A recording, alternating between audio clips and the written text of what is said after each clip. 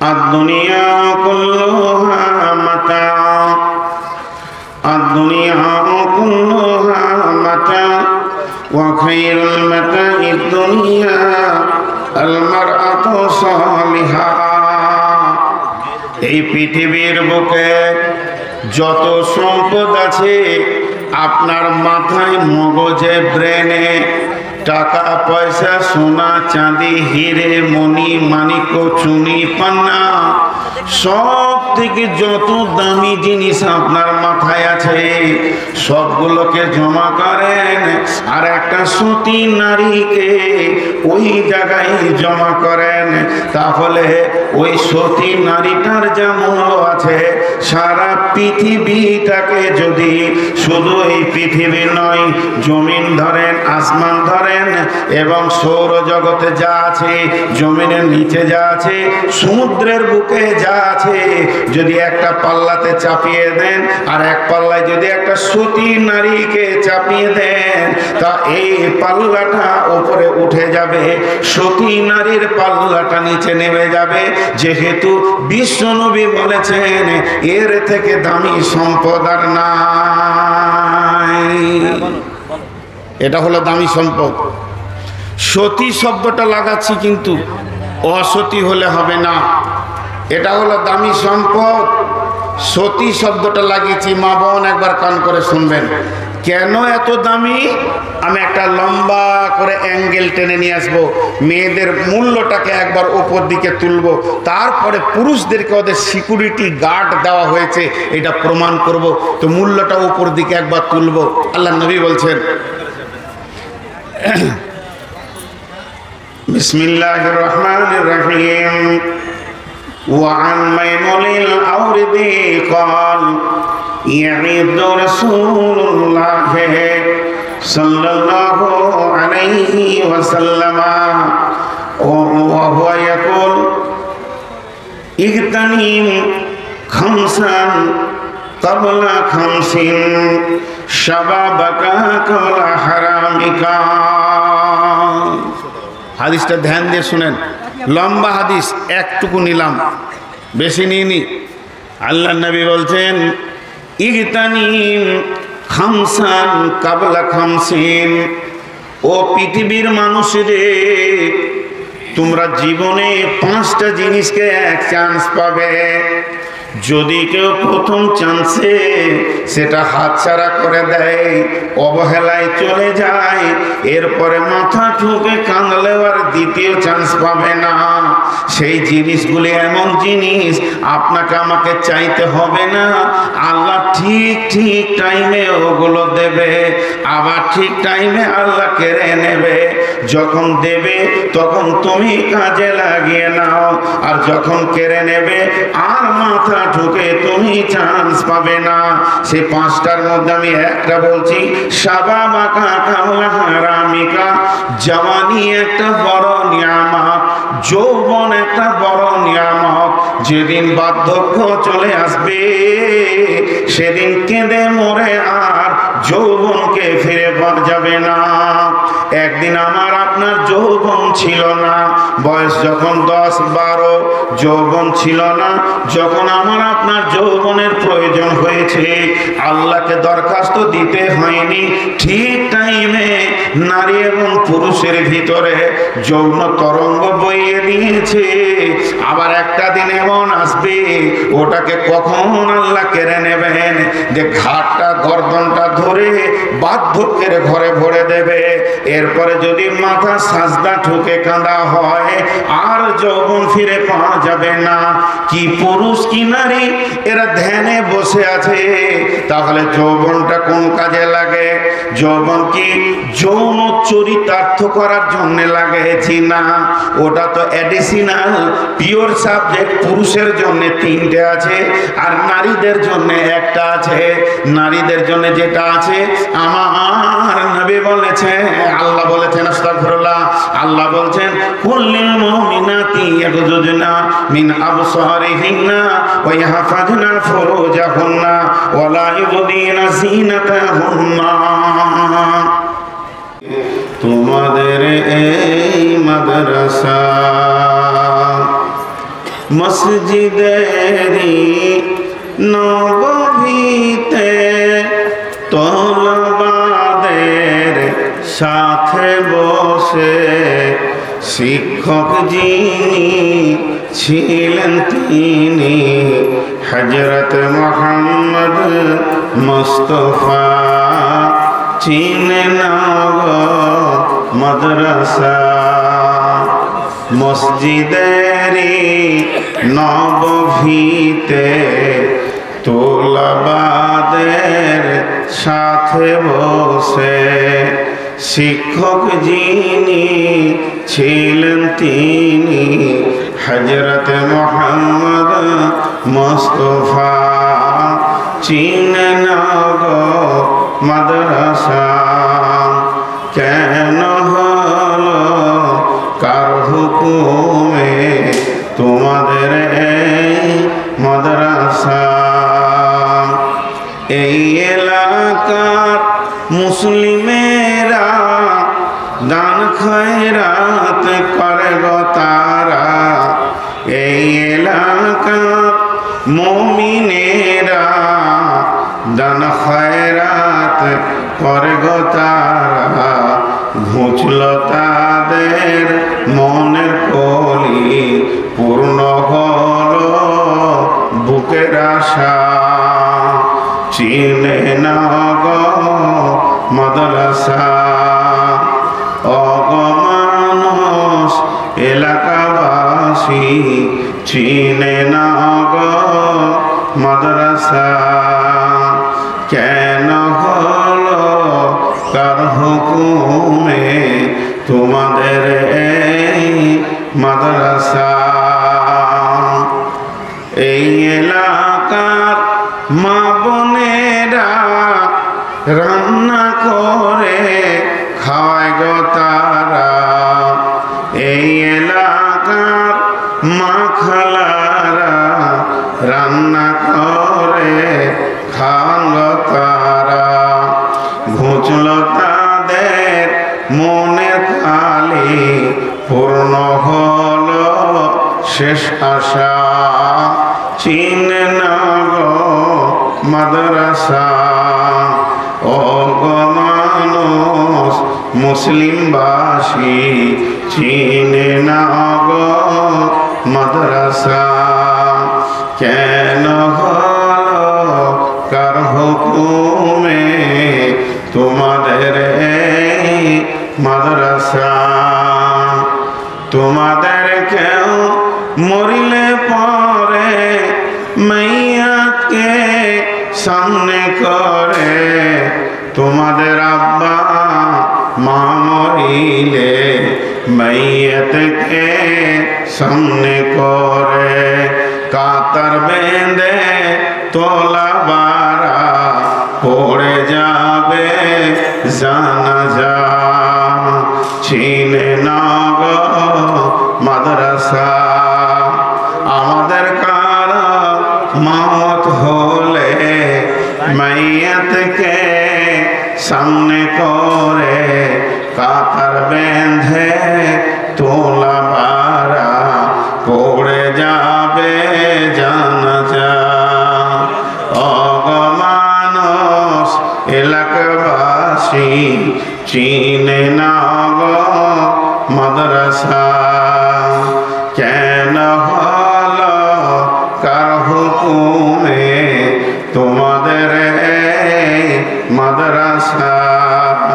মসজিদেরি নববীতে আসহাবে সুফাদের সাথে বসে শিক্ষক যিনি ছিলেন তিনি হযরত মুহাম্মদ মুস্তাফা। চিনে না গো মাদ্রাসা চিনে না গো মাদ্রাসা।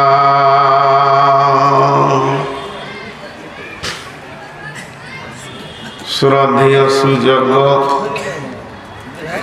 অত্র এলাকার কৃতি সন্তান আপমা জনসাধারণের নির্বাচিত সদরে সভার সভাপতি উপস্থিত বিজ্ঞাপিত অবিজ্ঞাপিত আলেম ওলামা বৃন্দ, সামনে আমার দিনদার ইমানদার মুমিন ভাই সকল ও পর্দা থেকে সুন্নেওয়ালি মুমিনা মা ও বোনেরা, প্রশংসা আল্লাহর, গুণগান আল্লাহর, গণকীর্তন আল্লাহর, স্তব স্তুতি ভালোবাসা তকবীর হায়াত মওত রুজি জান্নাত জাহান্নাম পুলসেরাত সব কিছুর মালিক আল্লাহ।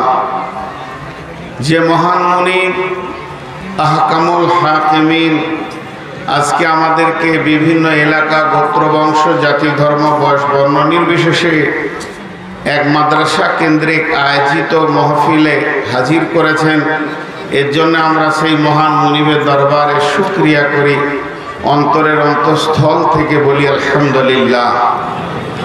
দরুদ ও সালাম বর্ষিত হোক আখিরি পয়গম্বর নবিকুল শিরোমণি ইমামুল আম্বিয়া নবী মুহাম্মদ রাসূলুল্লাহ সাল্লাল্লাহু আলাইহি সাল্লামের উপর। আল্লাহুম্মা আমিন, আল্লাহুম্মা সাল্লি আলাইহি, আল্লাহুম্মা বারিক আলাইহি।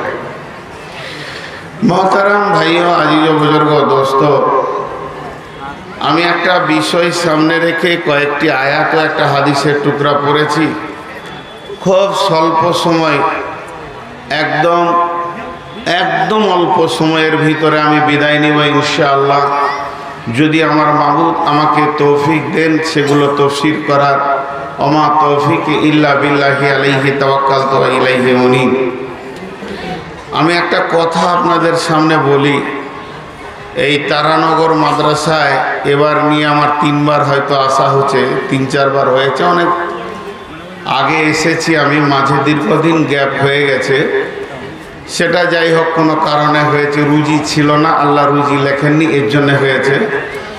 তো এখন আমি আপনাদের সামনে যে বিষয়টা ধরেছি, অত্র এলাকায় আমি অনেক দিন পর এসেছি, তো বিষয়টা বলবো। যদি চেঞ্জ করতে বলেন তো চেঞ্জ করবো, এটা কোনো জায়গায় বলি না, আজকে বলছি, কারণ এর পিছনে একটা লম্বা কারণ আছে।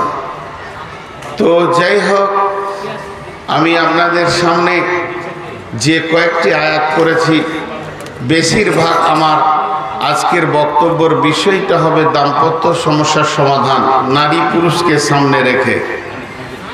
মেয়েদের ব্যাপারও হবে, পুরুষের ব্যাপারও হবে, বেশিরভাগ মেয়েদের ব্যাপারে যাবে। তো এই বিষয় আপনাদের সামনে রেখেছি, যদি আমার মাবুদ আমাকে তৌফিক দেন তো ইনশাআল্লাহ। ওমা তৌফিক ইল্লা বিল্লাহি আলাইহি তাওয়াক্কালতু ওয়া ইলাইহি উনীব। মুহতারামা মা বোনেরা, আপনারা যেভাবে বসে আছেন আলহামদুলিল্লাহ, শুকরিয়া, জাযাকুমুল্লাহ, হাইয়াকুমুল্লাহ, সকলকেই দোয়া দিচ্ছি নারী পুরুষ মিলিয়ে। আল্লাহ আমাদেরকে উত্তম প্রতিদান দেন এবং দান করুন। আমি মহাগ্রন্থ আল কোরআনের যে আয়াতগুলো পড়েছি সেইগুলোকে সামনে রেখে সমস্ত কথা হবে। তবে খালি একটা জিনিস খেয়াল করেন, যাদের মোবাইলের পেছনে আলোটা জ্বলছে ওটা বন্ধ করে দেন, ওটা থাকলে আমার অনেক কষ্ট হয়, আমি ওই আলোটা নিতে পারি না। তো আমি যেটা বলতে চাইছি, আল্লাহ তাবারাক ওয়া তাআলা এই পৃথিবী নামে গ্রহর ভিতরে, এই পৃথিবীর বুকে অনেক অনেক মাখলুক সৃষ্টি করেছেন। তিনি স্রষ্টা, আমরা সৃষ্টি, তিনি খালিক, আমরা মাখলুক। এই পৃথিবীর বুকে আল্লাহ তাবারাক ওয়া তাআলা কথার একটা কথা চলে আসছে, 18,000 মাখলুক। হালাকে 18,000 মাখলুক বলে কোনো গোনা দলিল নাই, এটা কথার কথা। তাই যদি হয়, কথার কথা বোঝানোর জন্য বলছি, তো সর্বশ্রেষ্ঠ মাখলুক হলো এ মানুষ। ফেরেশতার থেকেও দামি হচ্ছে মানুষ। যতগুলি সৃষ্টি আছে মানুষের জন্য, আর মানুষ হচ্ছে আল্লাহর জন্য। আল্লাহ কোরআনে বলেছেন, রব্বানা মা খালাকতা হাযা বাতিলান, তোমরা আমার সৃষ্টির ভিতরে একটাও বাতিল দেখাতে পারবে না, সবগুলোই কাজের এবং সবগুলোই কাজে লাগবে। আর মানুষের ব্যাপারে বলেছেন, ওমা খালাকতুল জিন্না ওয়াল ইনসা ইল্লা লিয়াবুদুন, আমি জিন এবং মানুষকে তৈরি করেছি শুধুমাত্র আমার ইবাদতের জন্য। তো এই সৃষ্টি সেরা আমরা, আমাদের নাম মানুষ। বাংলা ভাষায় আমাদের নাম রাখা হয়েছে মানুষ। মানুষ শব্দের অর্থ কি? মানুষের সন্ধি বিচ্ছেদ করলে বুঝতে পারবেন যে এই নামটা কেন রাখা হলো। মান যুক্ত হুঁশ, যার মান সম্মানের জ্ঞান আছে এবং হুঁশ আছে যে কোথা কিভাবে কথা বলতে হয়, কি করে চলতে হয়, কি শিষ্টাচার করতে হয়, এবং সামাজিকভাবে যে মান সম্মান পেয়েছে বা পারিবারিকভাবে সে জিন্দেগি, পারিবারিক জিন্দেগি হোক, সামাজিক জিন্দেগি হোক, বৈষয়িক জিন্দেগি হোক এবং কর্মক্ষেত্র হোক, যে কোনো জায়গা থেকে সে সম্মান নিতে পেরেছে এবং তার চলাফেরার মধ্যে হুঁশ আছে, সেই মানুষ। আর যার চলাফেরার মধ্যে কোনো হুঁশ নাই আর যে নিজেকে কোনো সম্মান নিতে পারেনি, এই লোকটা কোনোদিন মানুষ হতে পারে না, এ মানুষের বাইরে। এখন মানুষের দুটি ভাগ, একটা হলো মেয়ে মানুষ আর একটা হলো পুরুষ মানুষ। মেয়ে মানুষও মানুষ, পুরুষ মানুষও মানুষ। মেয়ে মানুষ আল্লাহ তাবারাক ওয়া তাআলা তাদেরকে বানিয়েছেন, এই জন্যে তারা মহিলা। পুরুষকে বানিয়েছেন, এই জন্য এরা পুরুষ। আল্লাহ কোরআনে ক্লিয়ার করে দিয়েছেন, ওয়া খালাকনাকুম আজওয়াজা, আমি তোমাদেরকে জোড়া জোড়া সৃষ্টি করেছি। ওয়া খালাকনাকুম আজওয়াজা, আমি তোমাদেরকে জোড়া জোড়া সৃষ্টি করেছি। তবে আল্লাহর বেজোড় সৃষ্টিও আছে। ওয়াসফিঈ ওয়াল ওয়াতরি, আল্লাহ সূরা ফাজরে কসম খেয়েছেন, আমি জোড়ার কসম খেয়েছি, বেজোড়েরও কসম খেয়েছি।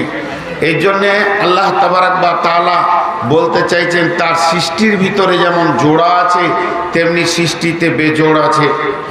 এখন আমি একটা উদাহরণ দিব, উদাহরণগুলো খুব ধ্যানের সঙ্গে শুনবেন, তো আমার মনে হয় যেন আমার কথাগুলো ঠিক বুঝতে সুবিধা হবে। একটা মেশিন, এখানে যে মাইক্রোফোন আছে আপনার কিনা, হরেন আছে, অ্যাম্পলিফায়ার আছে, ইউনিট আছে, যতগুলো মেশিন আছে মেশিনের নিজস্ব ব্যক্তিগত কাজ আছে, কেউ কারো কাজ করে না। এখানে মাইক্রোফোন তার কাজ করছে, আমার আওয়াজটাকে টেনে অ্যাম্পলিফায়ারকে ডেলিভারি দিচ্ছেন। অ্যাম্পলিফায়ার তার কাজ করছে, সেখান থেকে নিয়ে পাওয়ার দিয়ে দিচ্ছেন ইউনিটকে। ইউনিট তার কাজ করছে, সেটাকে হরেনে বাজিয়ে দিচ্ছেন। তাহলে জানতে হবে এখানে যতগুলো মেশিন রয়েছে তারা নিজের নিজের কাজের নিয়োজিত আছে।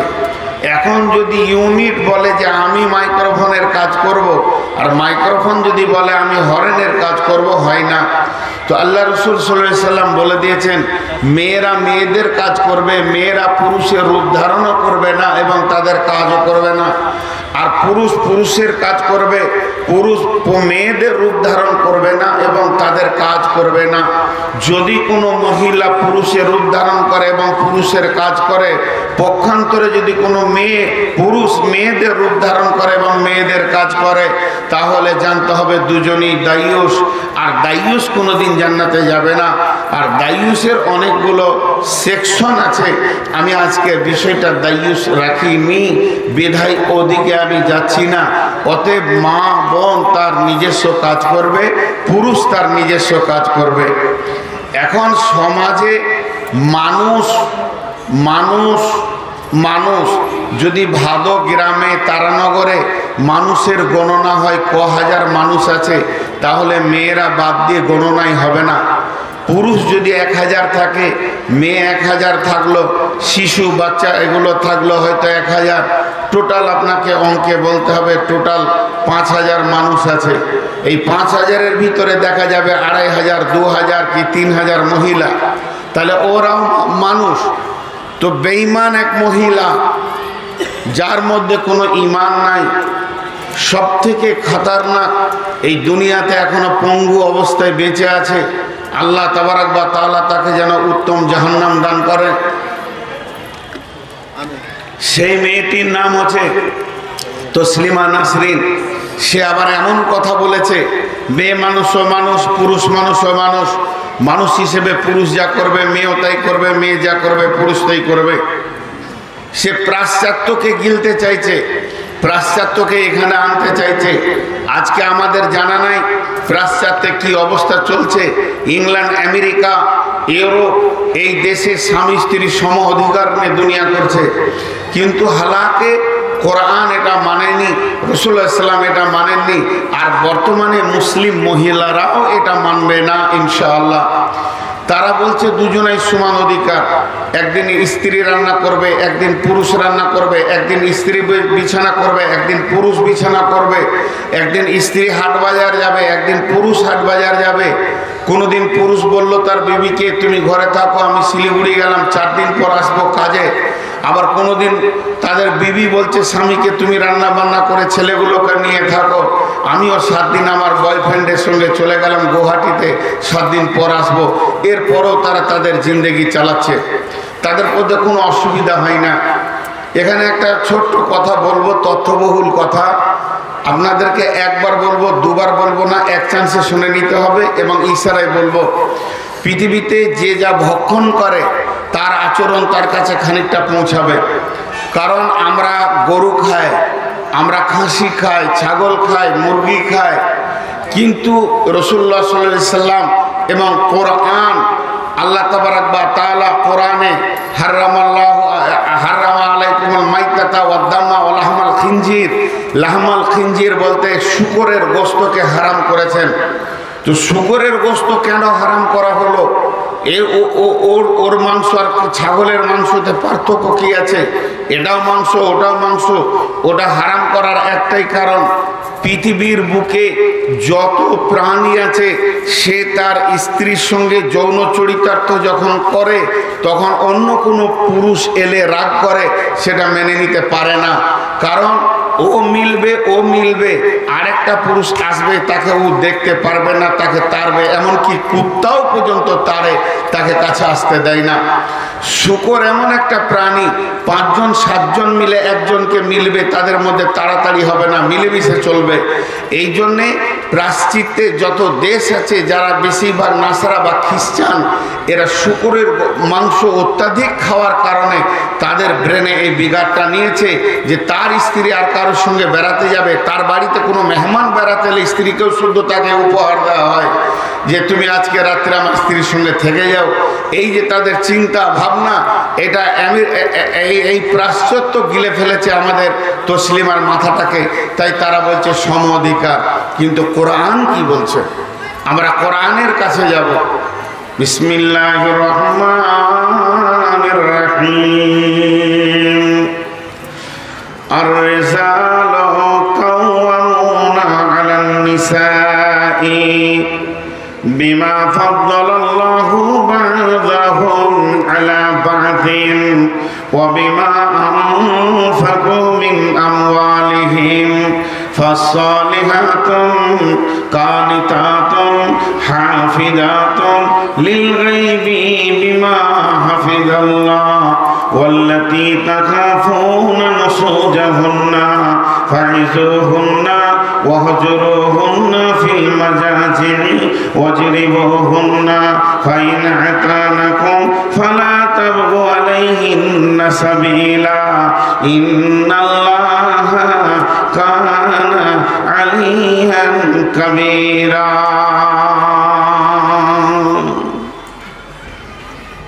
আমি মেন আয়াতে চলে আসলাম।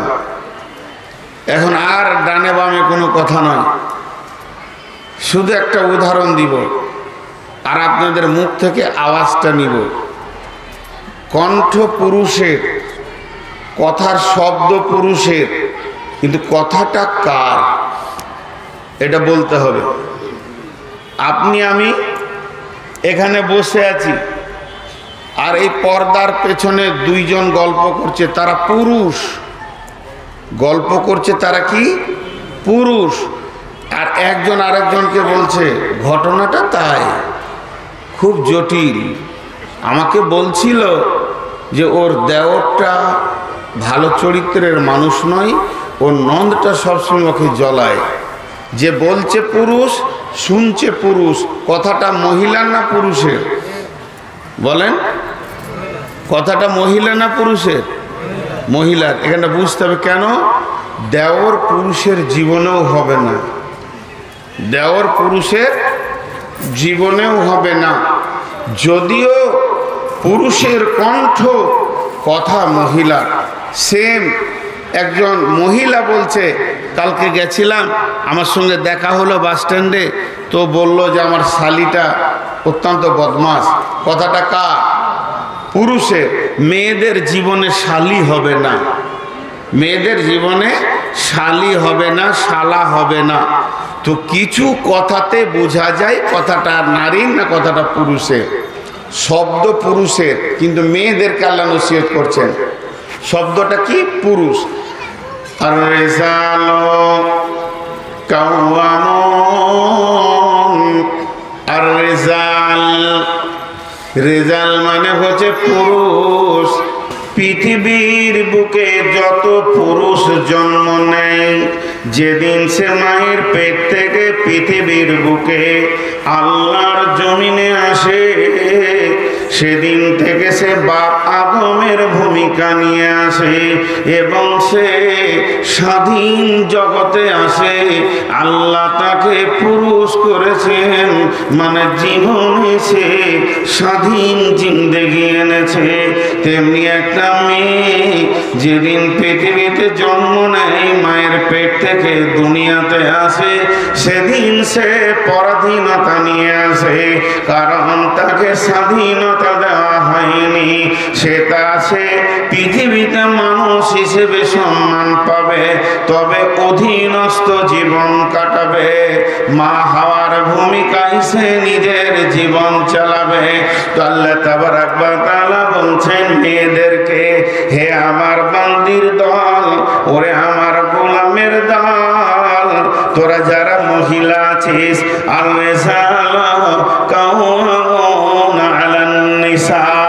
এই হুকুমটা আমার, এটা পৃথিবীর কোন মানুষের হুকুম নয়, ফেরেশতার হুকুম নয়, এটা কোন আলেমের হুকুম নয়, কারো মন্তব্য তাফসীর নয়, মন্তব্য নয়, তাফসীরও নয়। আমার আল্লাহ সরাসরি বলছেন, আমি পৃথিবীর পুরুষদেরকে মেয়েদের নেতা করে বানিয়ে দিয়েছি। এরা নেতৃত্ব দেবে, এরা কমান্ডারি করবে, এরা মানুষ পরিচালনা করবে, আর মেয়েরা এদের অধীনস্থে নিজের জীবনকে চালিয়ে নেবে। এরা কোনোদিন স্বাধীনতার মুখ দেখবে না। পুরুষের অধীনস্থে জীবন কাটাবে। আজীব কথা, এখনকার মেয়েরা মুসলিম মেয়ে পঞ্চায়েত মেম্বার হয়ে গেছে। ওকে আল্লাহকে ভয় নাই। মা বোন, একটা ইতিহাস শোনেন। ইরাকে রাসূলুল্লাহ সাল্লাল্লাহু আলাইহি ওয়াসাল্লাম চিঠি পাঠিয়েছিলেন, দাওয়াত দিয়েছিলেন বাদশাকে, ইরাকের বাদশাকে। তো চিঠিটা ছিঁড়ে দিয়েছিল। এই রসুলের চিঠি ছিঁড়ে দিয়েছে, তার আস্পর্ধা কত, তার বুকের পাটা কত। বিশ্বনবী দুঃখিত হলেন এবং বললেন, ওই রকম টুকরো টুকরো তুইও হবি, তোর দেশও হবে। ঘটনা কি হলো? তাকে আল্লাহ একটা জালেম ছেলে দিলে, তারই রক্তের নেশালে জালেম বাচ্চা হলো। সেই জালেম বাচ্চা বাপকে হত্যা করে, বাপকে মানে বন্দি করে নিজের গদিতে বসতে গেল। এই বুদ্ধিটা কে দিল? বুদ্ধিটা দিচ্ছে তারই সিপাহী। যে ও মনে মনে ভাবছে যে এই জালেম বেটাটাকে বসিয়ে দিই, তাহলে কাজ কি হয়ে যাবে, আমার বেটির সঙ্গে বিয়ে টিয়ে দিয়ে ওকে আপন করে নিয়ে আমি রাজত্ব চালাবো। বাপকে দিয়ে, বেটাকে দিয়ে বাপকে মারলে যে বেটা বসতে যাবে কি, তখন ও নিজে সিপাহী ওকে মারলো। এই মার আর কাট কাট ফ্যামিলিতে লেগে গেল, বসার কাউকে আর পাওয়া যাচ্ছে না। শেষকালে পাওয়া গেল কি, ওর বেটিটা বেঁচে আছে বলে ওকেই বাদশার গদিতে বসাও। যেই বাদশার গদিতে বসে গেল, আল্লাহর নবী ওই ইরাকের ওপরে লানত দিলেন এবং বললেন, এটা কিয়ামত পর্যন্ত চলবে। নারী নেতৃত্ব বিশ্বনবীও মানেননি, নারী নেতৃত্ব আল্লাহ তাবারক ওয়া তাআলা কোরআনে মানেননি। একটা মেয়ে 4টা পুরুষের নিচে নিজের জীবনকে কাটাবে, একটা হলো আব্বা, আর একটা হলো ভাই, একটা হলো স্বামী, আর একটা হলো ছেলে। এই চারজনের অধীনস্থে নিজের জিন্দেগিকে চালাবে। অতএব সে স্বাধীনতার মুখ দেখবে না। আমার আল্লাহ বললেন, আর রিজালু কাওয়ামুনা আলান নিসা।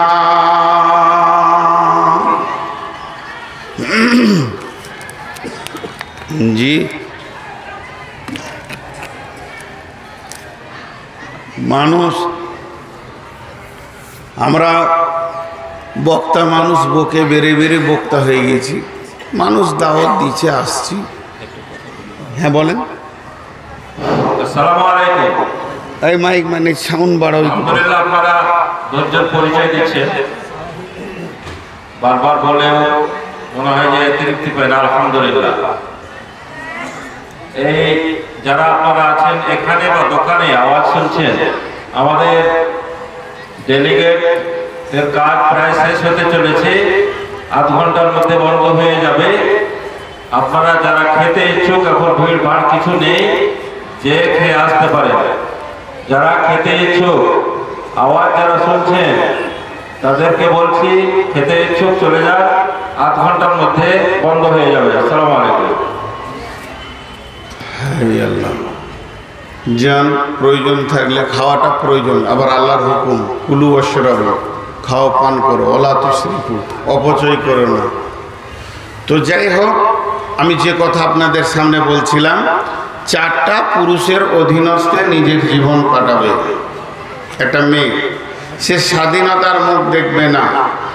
কেন? সেই চারটা পুরুষকে, এক নম্বরে আব্বা,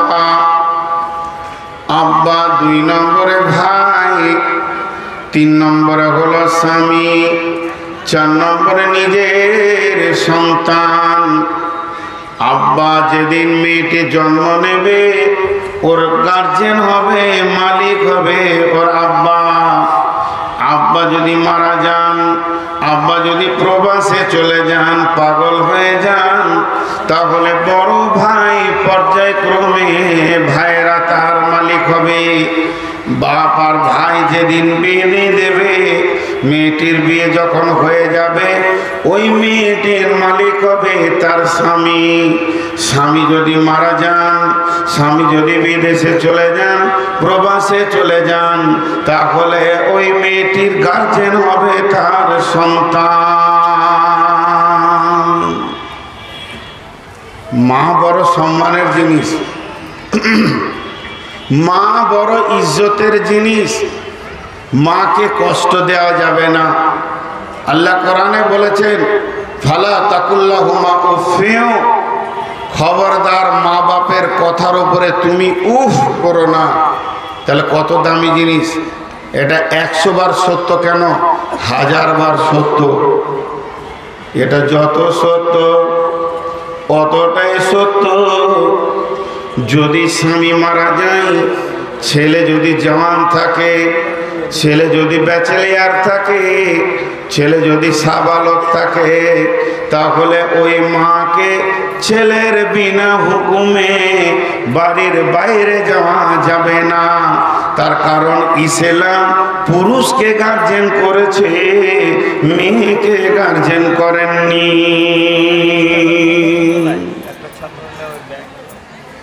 পুরুষ তো পুরুষই।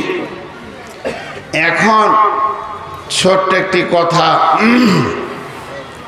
পুরুষ ভাইদেরকে বলছি, মেয়েদেরকে এতক্ষণ বললাম। পুরুষদের মনে মনে হবে তাহলে মেয়েদের দাম কি কমে গেল? জি না, মেয়েদের দাম কমেনি। তাহলে বাড়লো কি করে? স্বাধীনতা পেল না তো বাড়লো কি করে? বাড়লো ওদের দাম বেশি হলো। একটা জিনিস উদাহরণ বোঝার চেষ্টা করেন। লোহাকে কেউ গুটিয়ে বাক্স বা সন্দুকে রাখে না। সোনাকে আগে লাল কাপড়ে, কাগজে, তারপরে ভেলভেটে, তারপরে প্লাস্টিকের কোটো, তারপরে টিনের কোটো, তারপরে সন্দুকে। কেন? দামি জিনিস। আর সোনা যেখানে থাকে ব্যাংকের লকারে, সোনা যেখানে থাকে ব্যাংকের লকারে, সেখানে সিকিউরিটি ফোর্স দেওয়া আছে যেন জিনিসটা হেফাজত থাকে, দামি জিনিস। তো আল্লাহ তাবারাক ওয়া তাআলা নবী বলছেন, আদ-দুনিয়া কুল্লুহা মাতা, আদ-দুনিয়া কুল্লুহা মাতা ওয়া খায়রুল মাতা'id দুনিয়া আল মারআতু সালিহা। এই পৃথিবীর বুকে যত সম্পদ আছে, আপনার মাথায়, মগজে, ব্রেনে, টাকা পয়সা, সোনা চাঁদি, হিরে মণি মানিক্য চুনি পান্না, সব থেকে যত দামি জিনিস আপনার মাথায় আছে সবগুলোকে জমা করেন আর একটা সতী নারীকে ওই জায়গায় জমা করেন, তাহলে ওই সতী নারীটার যা মূল্য আছে সারা পৃথিবীটাকে, যদি শুধু এই পৃথিবী নয়, জমিন ধরেন, আসমান ধরেন এবং সৌরজগতে যা আছে, জমিনের নিচে যা আছে, সমুদ্রের বুকে যা আছে, যদি একটা পাল্লাতে চাপিয়ে দেন আর এক পাল্লায় যদি একটা সতী নারীকে চাপিয়ে দেন, তা এই পাল্লাটা উপরে উঠে যাবে, সতী নারীর পাল্লাটা নিচে নেমে যাবে। যেহেতু বিশ্বনবী বলেছেন এর থেকে দামি সম্পদ আর নাই। এটা হলো দামি সম্পদ। সতী শব্দটা লাগাচ্ছি কিন্তু অসতী হলে হবে না। এটা হলো দামি সম্পদ, সতী শব্দটা লাগিয়েছি। মা বোন একবার কান করে শুনবেন কেন এত দামি। আমি একটা লম্বা করে অ্যাঙ্গেল টেনে নিয়ে আসবো, মেয়েদের মূল্যটাকে একবার উপর দিকে তুলবো, তারপরে পুরুষদেরকে ওদের সিকিউরিটি গার্ড দেওয়া হয়েছে এটা প্রমাণ করব। তো মূল্যটা উপর দিকে একবার তুলবো। আল্লাহ নবী বলছেন, বিসমিল্লাহির রহমানির রহিম, وعن ميمون الأوردي قال يعيد رسول الله صلى الله عليه وسلم وهو يقول اغتنم خمسا قبل خمس شبابك قبل حرامك। হাদিসটা ধ্যান দিয়ে শুনেন, লম্বা হাদিস, একটুকু নিলাম, বেশি নিইনি। আল্লাহ নবী বলছেন, ইগতানিম খামসান কাবলা খামসিন। ও পৃথিবীর মানুষদের, তোমরা জীবনে 5টা জিনিসকে এক চান্স পাবে। যদি কেউ প্রথম চান্সে সেটা হাতছাড়া করে দেয়, অবহেলায় চলে যায়, এরপরে মাথা ঠুকে কাঁদলেও আর দ্বিতীয় চান্স পাবে না। সেই জিনিসগুলি এমন জিনিস আপনাকে আমাকে চাইতে হবে না, আল্লাহ ঠিক ঠিক টাইমে ওগুলো দেবে, আবার ঠিক টাইমে আল্লাহ কেড়ে নেবে। যখন দেবে তখন তুমি কাজে লাগিয়ে নাও, আর যখন কেড়ে নেবে আর মাথা ঠুকে তুমি চান্স পাবে না। সেই 5টার মধ্যে আমি একটা বলছি, শাবাবাকা কাবলা হারামিকা। জওয়ানি একটা বড় নিয়ামত, যৌবন একটা বড় নিয়ামত। যেদিন বার্ধক্য চলে আসবে সেদিন কেঁদে মরে আর যৌবনকে ফিরে পাওয়া যাবে না।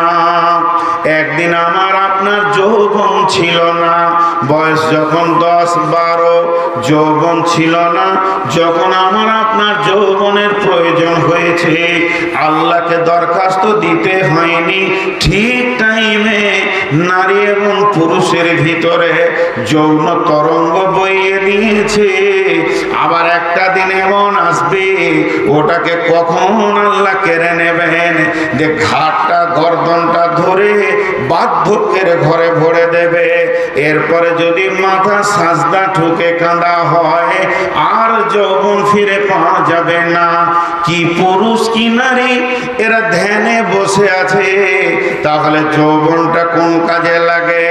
যৌবন কি যৌন চরিতার্থ করার জন্য লাগেছি না, ওটা তো অ্যাডিশনাল পিওর সাবজেক্ট। পুরুষের জন্য 3টে আছে আর নারীদের জন্য একটা আছে।